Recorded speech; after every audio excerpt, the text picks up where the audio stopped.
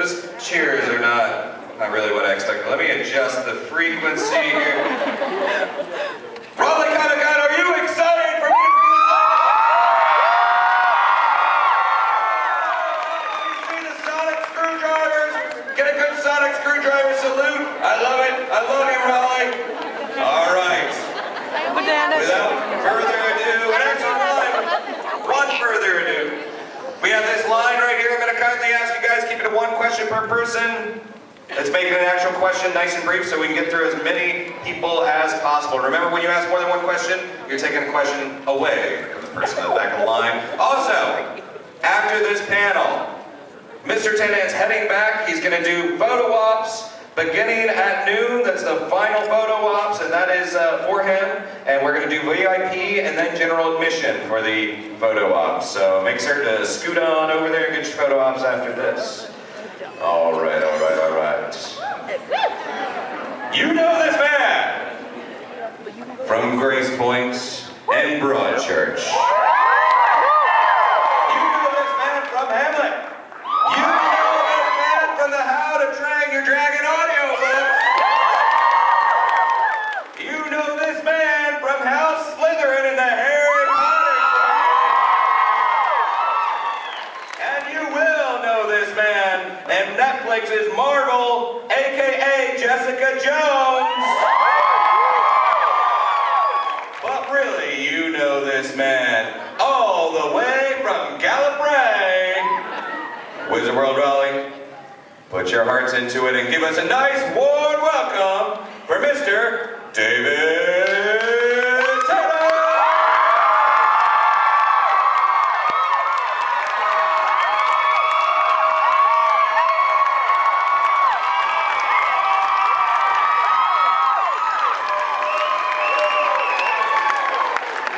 Brought an old friend. Morning all. How are we? I love you too. It's a good crowd. It's an excited crowd today.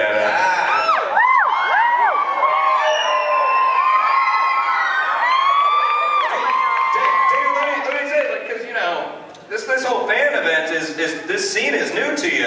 You liking it? You digging it? Yeah, it's all right. Yeah, no, it's been amazing. It's been overwhelming, really. Yeah. I've never been to North Carolina before. Is it all like this?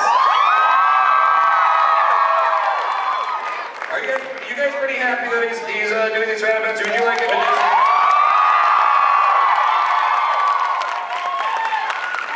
Okay, I'll think about it. It's Wait, hard to... what? St. Louis, okay. Now you're all just going to start shouting cities. Just start shouting, please. It's hard to handle with screaming crowds, isn't it? Let's actually jump right into the questions so we can get through as many as possible. Yes, sir, with the cell phone. Hi. Oh, are you switched on? Oh, no question for you. Get at it. That'd be such a cruel joke. I think we're gonna get that mic on momentarily. He has really pretty hair.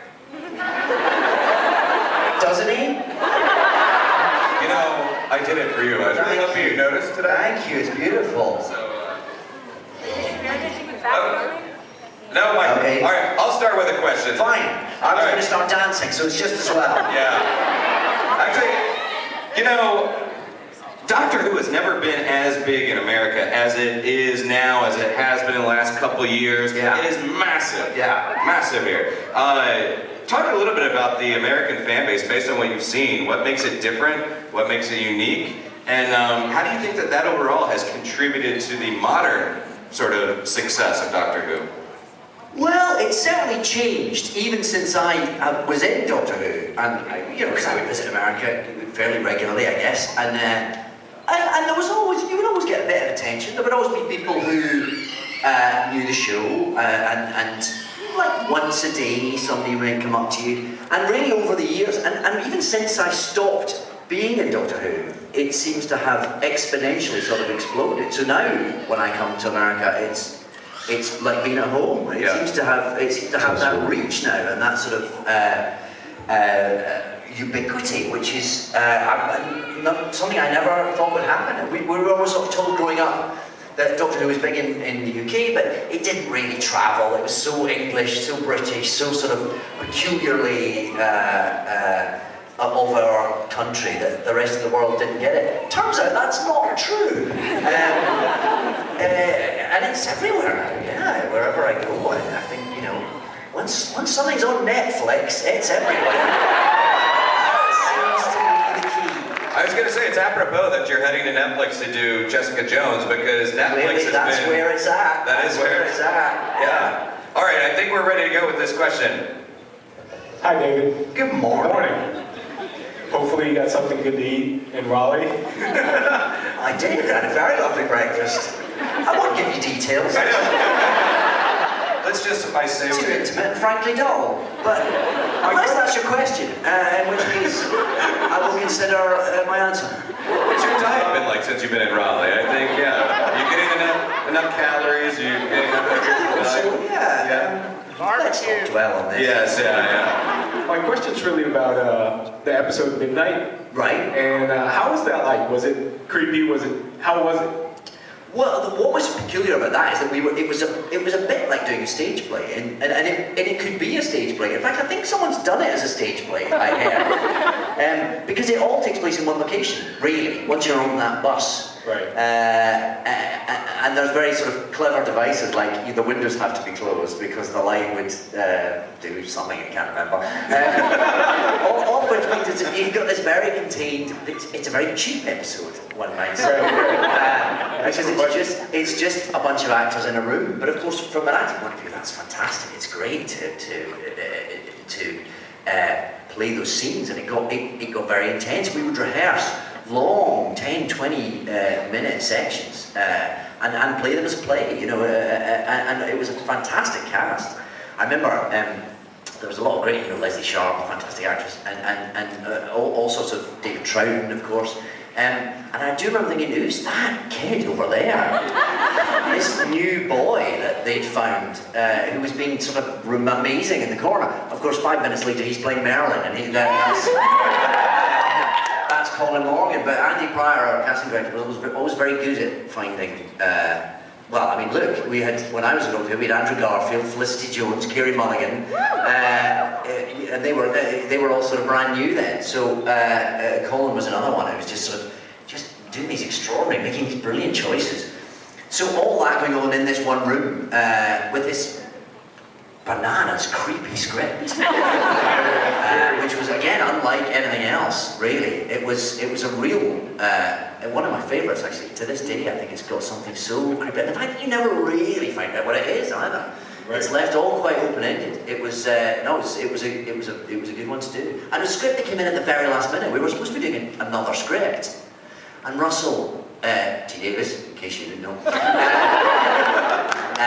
was just sort of, I think he just kind of, I'm not sure of this script. I'm going to take the weekend and see if I can come up with something better.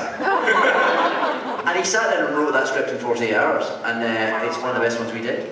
Hopefully when someone repeats something that you said, it doesn't creep you out anymore. It will always creep me out. Thank you. Thank you. Hi there. Hello. Hi. I was wondering what the biggest difference between the UK and the US is when you're over here, like what you think the biggest change is. Your bacon is very different. It is. What is bacon here? It's like this weird little strips of kind of grizzled, carbonated stuff. Do not impugn our bacon, sir. This is where I draw the line. You want to get some of our bacon.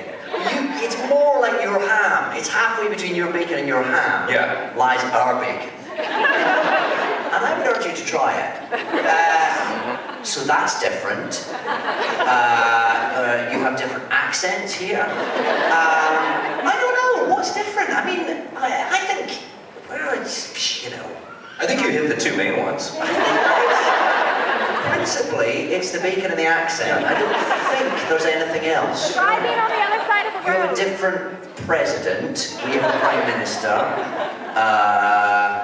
I think that's it. I think we've covered all of social history there. Yeah. Thank you. Thank you. Thank you. Thank you. I bet you feel informed now. We are learning things here Yeah. today. It's a cultural conversation. Hi there. Hi. I was just wondering, what was it like for you the first time that you met the Proclaimers? Oh, it was very exciting. It was very exciting. But like all these things, when you well, I mean, it's still, I've met them a few times now, but I'm still rather tongue-tied. Like anything, when you grow up with someone and you're kind of in awe of someone. I recently did a film with Billy Connolly, who growing up in Scotland, Billy Connolly's the king. He's the unofficial king of Scotland. He's much more important than the actual Queen of Scotland. Much more important. And so when I suddenly found myself on a film set with someone like him, it was a week before I could look him in the eye.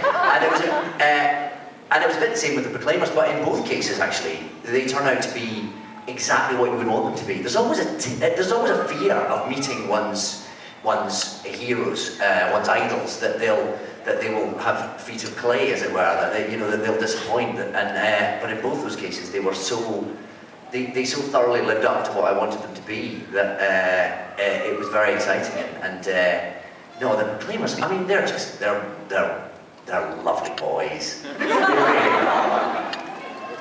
Thank you. Good question. Thank you.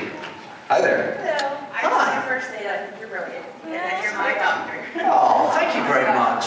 And my question is, as normal people, you dream about high school and jobs and stuff. Do you still, every once in a while, when you're dreaming, like you guys snoring, dream that you're still the doctor or anything? This is very intimate, kind of weird, very intriguing as well, so I'm curious. When I'm in bed snoring, how do you know that I snore? Are you working at the hotel? Were you in my closet last night? Do I need to call security? I don't think I've dreamt about being the Doctor since I was. But then you don't stop being the Doctor, do you? It's like...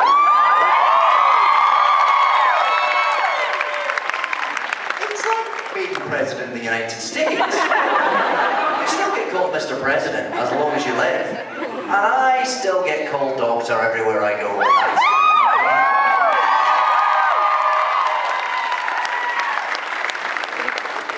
Well, there you go. Although, no weird dreams, sorry. Yeah. Not dreaming it, just living it. Mr. Tennant, Thank you. Please call me David. in the South, we always say Mr. I know, but it makes me feel like I've done something wrong. All right, David, thank you so much for coming. Thanks We for having appreciate me. that. And I want to briefly ask you, I saw you in Recovery, and that was some of the best acting I've seen in my life. Like ever.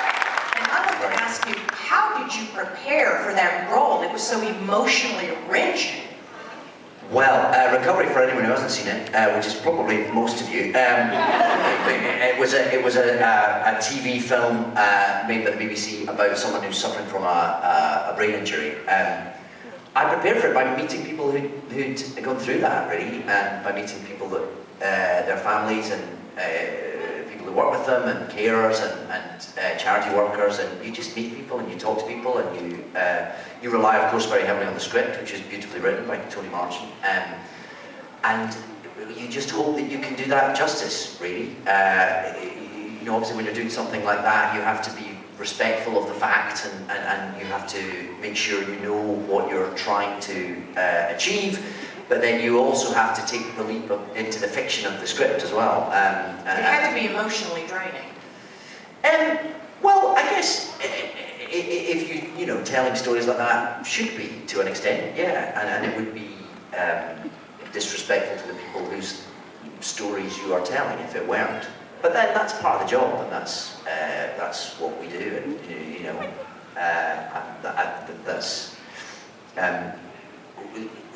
There's also a catharsis in that, in going to those places. So I'm not going to complain about that. It's just part of what I do, and I'm very privileged to get to do it. Thank you, sir. Brilliant. Thank you. Thank you. Hello. How are you? John Barrowman was here recently at a con. I'm so sorry. his trousers on? Okay. But while he was here, he placed a phone call I bet he did. to you. Oh, yes! I believe he left a shouty message to you. Yes. Uncivilized. That was from here, was it? Yeah, from North Carolina. Was it really? I didn't realise that. Yes, I did. Do you know what? I nearly picked up. I'm so sorry. I got to the phone very late and went, what was John calling? What's that all about? And then I listened back and went, I'm glad I didn't pick up that. I thought my phone. We're not going to just start calling everyone on stage. What's your question? Well, well, there wasn't a question. I just wanted to mention, I think he's in LA right now, where the local time is currently shortly after 8 o'clock in the morning. Yes. I don't think he'd appreciate that. But how do you know where John Barrowman is? That's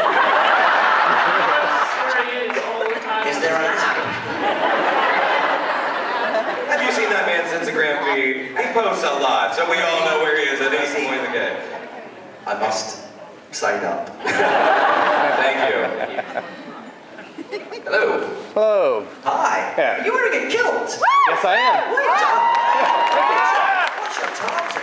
I'm wearing the black watch tartan right now. That was a best man at a buddy of mine's wedding a couple years back. Very good, very It good. was a Highland wedding. Yeah, great. Yeah, my question is, with the growing popularity of social media such as YouTube, that's given rise to parody videos. Like, there's been some that have been Doctor Who related, like The Hillywood Show and Epic Rap Battles of History. I was wondering if you've seen any of those, and if so, what your opinion is on them. Epic Rap Battles of History is a great favourite of my son. So I've seen them a lot. On a loop. He's thrilled that I'm on there. I think he's thrilled. I've certainly seen the one in which my character appears, and it's very funny. I mean, the hilly. Is that the girl who dresses up as me? Yes. Yeah, I have seen that. It's extraordinary. Yeah, amazing. It's sisters, is it? Right. Mm-hmm. Is she here? Where is she?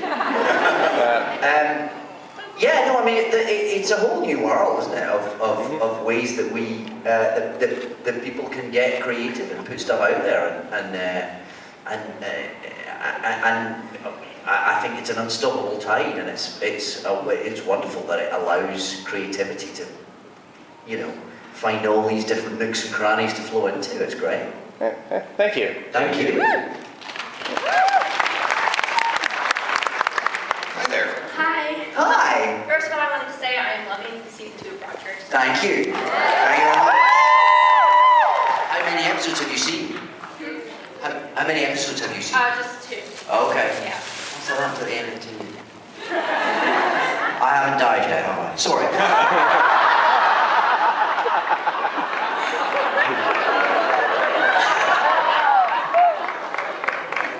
I might be winding you up. I know. My question was, what is the absolute worst date you have ever been on? The worst date I've ever been on. How does that relate to Broadchurch too? I really hope not at all, actually. I've never been on a bad date.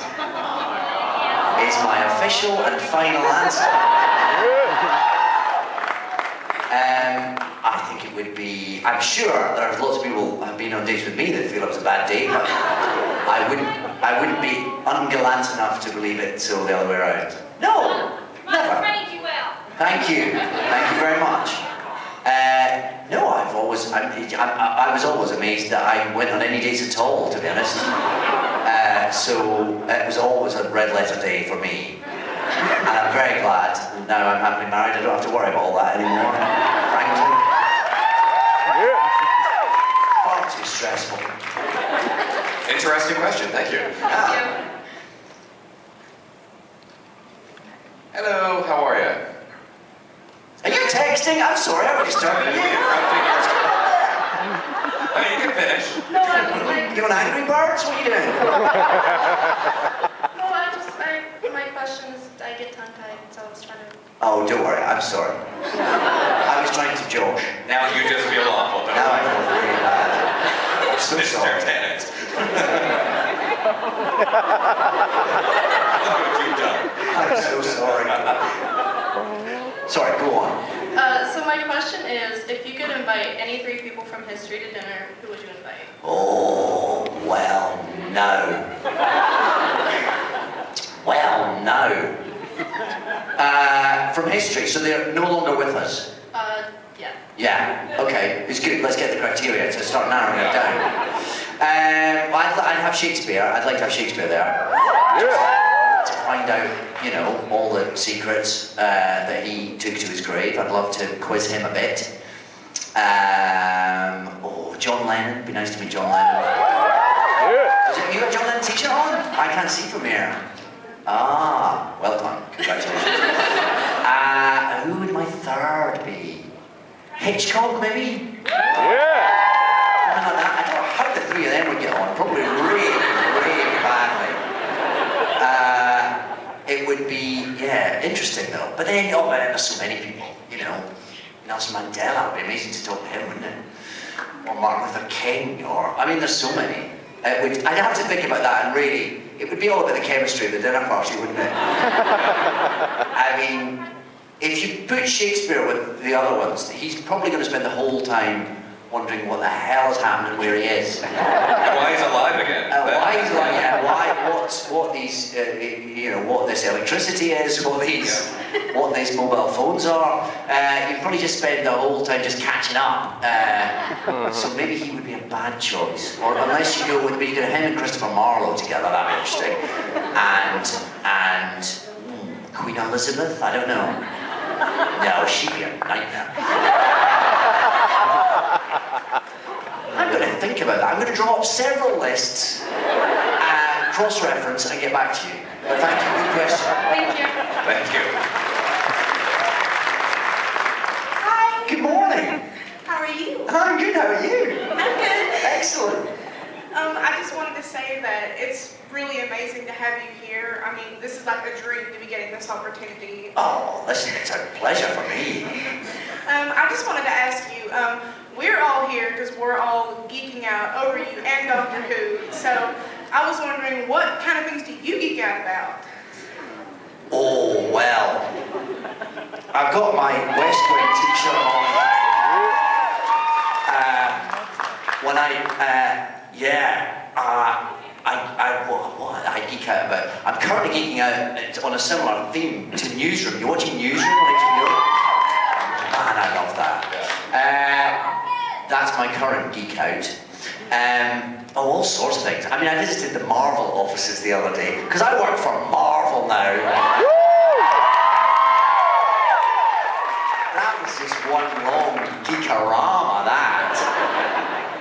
But what's weird is because I've done, you know, certain things in recent years, I go into somewhere like Marvel and they're geeking back at me. It's like this weird kind of geekathon. Who can geek harder? I'm like, I geek you back. Thank you. It's sort of wonderful and kind of overpowering and overwhelming. So lots of things. Thank you. Thank you. Thank you. Did you leave with a lot of toys, by the way? I know you got comics, but... do you know they shipped some stuff? Because it's all quite heavy. And I don't live in New York, but a big package arrived in London for me. I love Marvel. Hello there, little sir. How are you? Hi. Hi. I was wondering what the most realistic monster you've worked with on set is. Good question. Good question. The most realistic one probably is the Daleks, because they're completely realised in front of you. Whereas with most of them, there's an element that's added afterwards. Some of them are completely done in a computer after you've finished. So you act with either a man in a green suit or a ball on a stick or something else, and it's all put in afterwards. But the Daleks happen in front of you, and of course they don't look like a man in a suit. They move around, and the guys inside move them with such grace and elegance that they whiz around. The lights flash as they talk. It all happens. Nothing's added afterwards. So they're pretty great to act with, actually. You can play a proper scene with them. And then Davros turns up, and it's the same. You can play a proper scene with him, and when you've got Julian Bleach being as extraordinary as he was in that part. Yes. Yes. It would have been good if he came back. So I think probably they're the most sort of, because they're right there, and because they're the Daleks as well. So they're kind of, you know, they're just happening in front of you. That's very exciting. Okay, thank you. Thank you. Very good question. And you're smartly dressed as well. Nicely done. Yeah. Hello. Hey. Hi. I know a girl somewhere that wanted me to say hi to you, so I'm just taking a video to prove that I did it. Okay. Can you say hi back really quickly? What's her name? It's multiple actually. It's Summer, Amber, and Margaret. She has 3 names, or it's 3 different names? You're a very popular guy. Are you just spread betting? Are you just covering your options? Unfortunately, you've now admitted on the video that you used all 3 of them. All 3 of them. So you can play them off against each other, which is almost certainly what you were trying to do. Poorly played, yeah. I made a mistake, so let's just leave it there. Which one would you really like to end up with? Yeah, who's top of the list? You notice that vote's gone away now. The vote is off. But there's always people can tweet about it. Hold up. I'm supposed to be asking the question. This is much more fun. Is it Summer, because you mentioned her first? Summer's a friend. Sure, for now. Probably Margaret. Margaret. Come on, Margaret. Can I ask the questions now? Okay, I got a question, go. I made up my question 2 seconds ago, and I'm going to ask it anyway. Okay. What kind of music do you listen to? Oh, well, it varies really. What have I been listening to lately? The Bleachers, I'm listening to their album quite a lot. Yeah. Nobody knows them back home. It's very much a North American band, which makes me feel special and unique. It's what you get with our bacon. We get bacon and good bands. Yes. Yeah. Well, I get onto the bacon. Yeah, so Bleachers is good. Future Islands, that was a great album. That was last year really, but I've still got that going. My son has just got into Eminem. And he's 12, so it's wildly inappropriate in many ways. But it's made me get my Eminem albums out again. And although I think politically it's dodgy, his language is terrible, he does have quite good tunes. So I'm torn with him at the moment. And always, you know, there's the Beatles, there's the Proclaimers, they're always there. Yeah. What are you listening to? I don't really have a music preference. Okay. I listen to everything from classical to K-pop. So. What about Margaret though? Because you should be, you know. I met Margaret yesterday at Comic-Con, so. This is exciting! This is the start of something! This is the beginning of the rest of your life! Where is she? Is she not here today? Yeah, she left yesterday. She left. Can I ask a favor really quickly? Sure. Can I get you on video saying hi, Margaret? Yeah, come up here. Come up here. Hey, sure it's Margaret, right? We're sticking with Margaret. Does she know you've grown a moustache? Has everyone seen this? Can you see this man's moustache? Okay, here we go. Margaret, hello. It's David Tennant here. I believe you were here yesterday. Where are you? I want to meet you. Can I give you one word of advice? You need to go out with this guy.